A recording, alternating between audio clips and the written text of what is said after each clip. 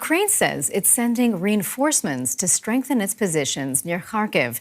That's after a surprise Russian ground offensive prompted mass evacuations there. Russia said Saturday it had captured 5 villages in the region. Hundreds of civilians are thought to have fled from the nearby town of Vovchansk, which is reportedly under Russian fire. Russian shelling has set homes ablaze in the town of Vovchansk. The residents here are picked one by one by the rescue teams, some on unsteady legs. For them, the war has come too close, once again. Vovchansk was occupied by Russian troops after the full-scale invasion in February 2022.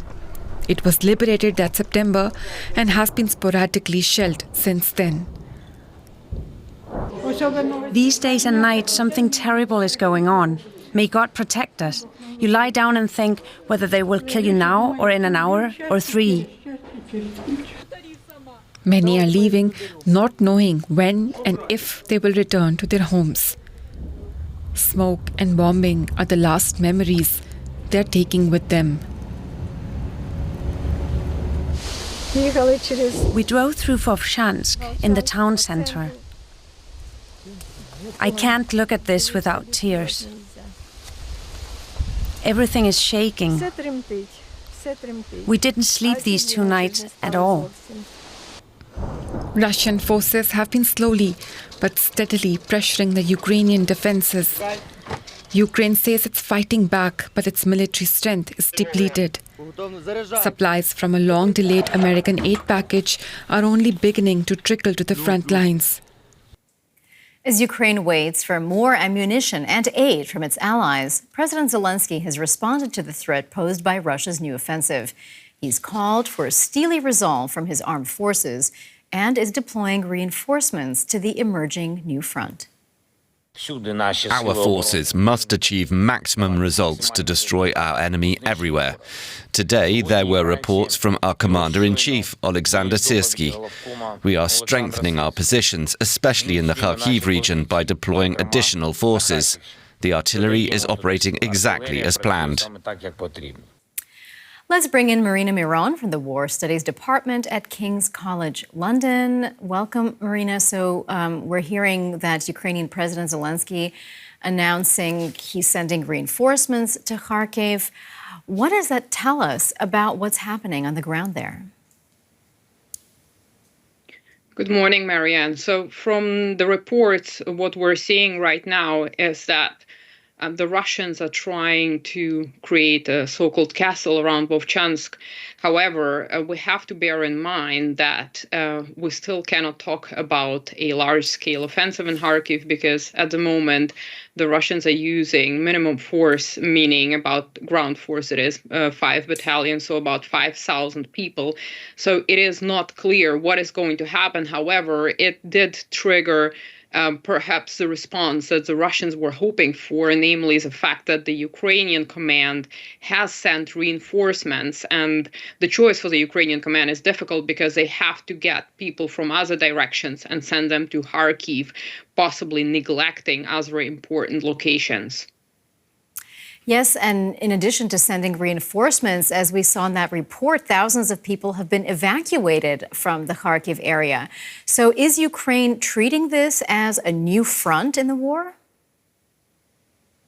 Yes, potentially Ukraine is treating it as a new front, and there are fears that the Russians might also try an incursion in the Sumy Oblast. However, we don't know what is going to happen because we also have other directions. We still have Chasiv Yar.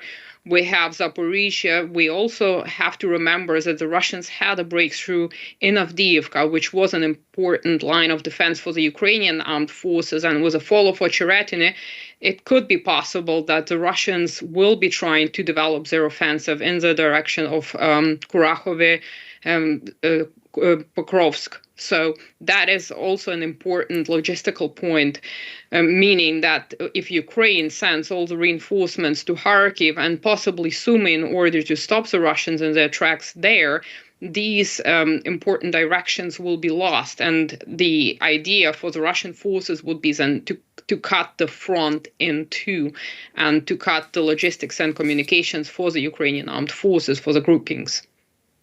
Well, Kyiv has long been asking for additional support, and now we have this delayed American aid package only now starting to reach the front lines. So is this going to help Ukraine gain ground, or is it going to be a case of too little too late?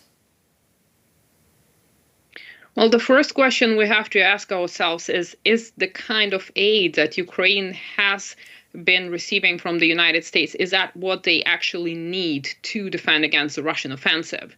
So they have received already ATACMS, but the ATACMS in themselves do not enable the Ukrainian forces to properly defend. And what they need are armored vehicles, they need artillery systems, they need artillery ammunition and air defenses. And all those are missing. Again, we have heard reports that there is some delays with artillery ammunition coming from the Czech Republic, and these would be in Ukraine by June. So the Ukraine is getting bits and bits of this aid. It doesn't know which directions to prioritize. So the problem here is the kind of aid that is coming and where to send it, as well as the ongoing problem with the Ukrainian armed forces with a shortage of manpower. And I'm afraid all these factors combined contribute to this very unpleasant situation for the Ukrainian armed forces in terms of their defensive capabilities right now. That was Marina Miron from the War Studies Department at King's College London. Marina, thank you for your insights. Thank you for having me.